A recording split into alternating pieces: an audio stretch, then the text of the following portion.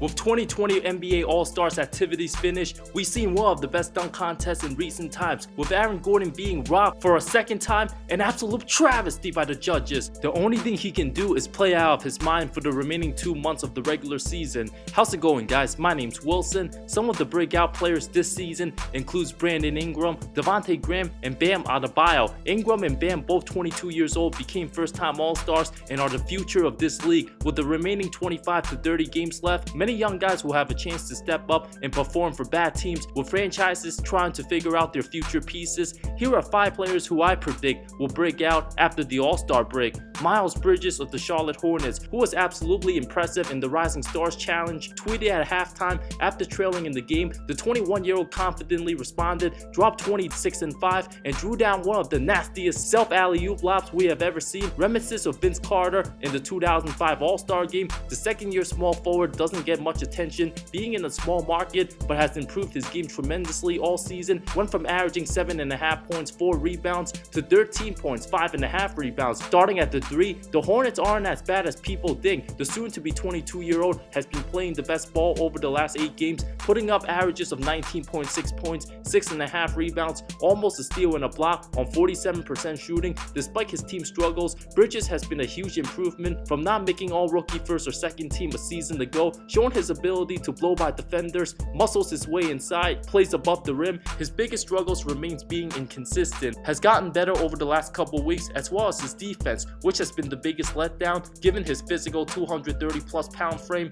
At 18 and 36 overall, the Hornets will continue playing their young core as they will continue to lose many games. Bridges is still the second youngest player on the roster behind PJ Washington. The athleticism is there, but the defense and outside shooting will be plenty of work in progress. Deandre Ayton of the Phoenix Suns, who sat out in the Rising Stars game with ankle soreness, suspended for 25 games, Ayton's been picking up where he left off. Even though he won't get many touches down low in the modern NBA, the 7-foot center has been putting up 18.7 points, 12 rebounds on 54% shooting, shoots over 80% from the line, truly proving himself as one of the best rebounders in the game already. While his offensive game isn't even close to being fully developed, with the team built around Devin Booker playing 30 feet from the hoop, the big man's presence gives his team extra chances, has a very strong post game, taking multiple dribbles and creating shots for himself, much improved on defense compared to last season. The 21-year-old, if healthy, pretty much a guaranteed lock for a 10 to 15 rebound average for the next decade. For the rest of the season, Ayton will likely be the second best player on his team, and also going forward has a great head coach in Monty Williams. Christian Wood of the Detroit Pistons, one of the most unwatchable teams in the league, the franchise finally came to their senses, rebuilding, getting almost nothing in return for Andre Drummond. The 6'10 power forward out of UNLV spent most of his time in the G League his first 3.5 seasons. His contract of $1.6 million became fully guaranteed after being waived 4 different times. The 24-year-old has proven to be a decent rotation player, taking the starting role since Drummond's departure.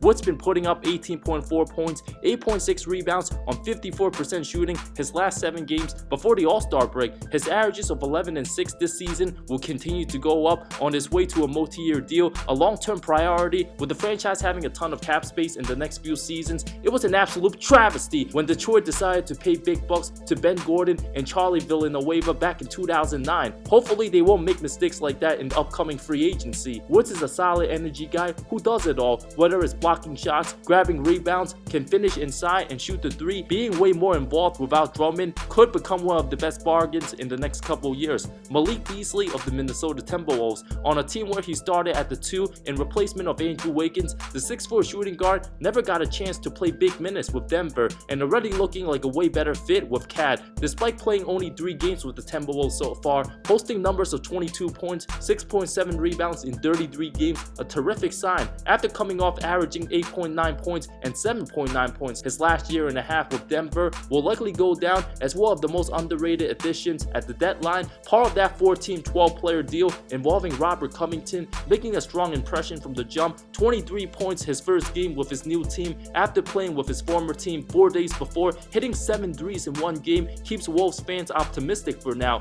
recently had 28 against Charlotte. Very effective shooting the 3-ball, can step in, playing similar to the Joe Harris, Caris LeVert role for the Nets when D'Angelo Russell was running the offense last season. A much needed catch and shoot guy, very helpful when Cat's getting double teamed, capitalizing on his opportunities Denver never afforded him to, being on a team that lacks depth. In his 4th season, going from the 8th guy off the bench to a 3rd option will tell us a lot about the 23-year-old in the coming weeks. Furkan Korkmaz of the Philadelphia 76ers, who's been shooting the heck out of the ball as of late, with the Sixers needing him to step up more than ever. Now in his 3rd season in the NBA, the 22-year-old has been flourishing as an excellent complementary piece for Ben Simmons, had 2 of his best scoring games, 34 against Memphis and 31 against the Bulls, on a combined 25 of 34 shooting, 13 of 20 from 3, 2 nights apart. After the Sixers decided not to exercise his 3rd-year option, it appeared his time with the franchise was over, but the team decided to sign him anyway on a 2-year minimum, 1.6 and 1.7 for this season and next, a smart decision after losing JJ Redick in free agency. The 6'7" shooting guards, also shooting over 39% from 3 on the year, can very well be invited to future 3-point contests. 42% from deep over the final 13 games before the All-Star break, earning the trust of head coach Brett Brown, improved heavily on his dribbling skills, even had a couple dunks, very well on his way to hitting a clutch shot